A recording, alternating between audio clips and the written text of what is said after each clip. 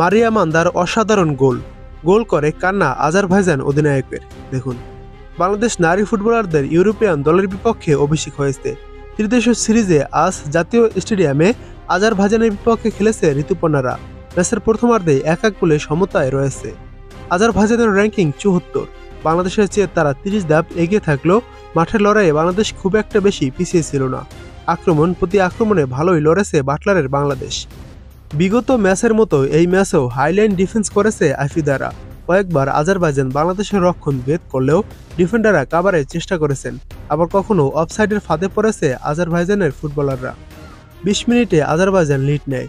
বানিয়া ইশরাকের cross থেকে অধিনায়ক ফাজর জেদা গোল করেন। ফুটবলে গোল মানেই উল্লাস উৎসব। আজারবাইজান অধিনায়ক গোল করে কয়েক মিনিট কান্না করেছেন। একটি সাদা কাপড়ের একজনের ছবি এঁকে সবাই পোজ দিয়েছেন। এরপরে চোখে মুখে কান্না অধিনায়কের। সতীর্থরা তাকে সামাল দিয়েছেন।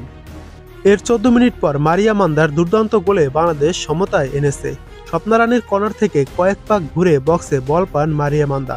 বাঁ পায়ের দুর্দান্ত সাইড বলি করেন। গোল লাইনে আজারবাইজানের ডিফেন্ডাররা লাফিয়েও বল ঠেকাতে পারেনি। গোলরক্ষক ও ডিফেন্ডারদের মাঝ দিয়ে বল জালে জড়ান এবং মারিয়া মান্দার এই গোলটি ছিল খুবই দুর্দান্ত। এমন গোল সচরাচর দেখা যায় না। গোলটি ছিল দেখার মতো। ম্যাচে সমতায় আসার পর আজারবাইজান তাদের আক্রমণ অব্যাহত রাখে। বাংলাদেশের গোলরক্ষক রূপনাকে একা পেয়েও গোল করতে পারেনি প্রথমার্ধের শেষ দিকে। হামজা জামালদের ম্যাচে স্টেডিয়ামে উপচে পড়া দর্শক থাকে। নারী দলের ম্যাচেও উল্লেখযোগ্য দর্শক উপস্থিতি হয়েছে। বাংলাদেশ মালয়েশিয়া ম্যাচে সব গ্যালারি খোলা ছিল। এই ম্যাচে শুধু পূর্ব গ্যালারি উন্মুক্ত রেখেছিল বাফুফে। প্রায় 1000 দর্শক উপস্থিত ছিল সব মিলিয়ে। দর্শকরা বাদ্যযন্ত্র স্টেডিয়াম মাতিয়ে রাখছেন। ত্রিদেশীয় সিরিজে এটাই বাংলাদেশের শেষ ম্যাচ। এরপর এবছর 2025 সালে বাংলাদেশের আর কোনো ম্যাচ নেই। 2026 সালে এশিয়ান কাপের মূল পর্বে খেলবে বাংলাদেশ। তার আগে বাংলাদেশের কোনো ম্যাচ নেই।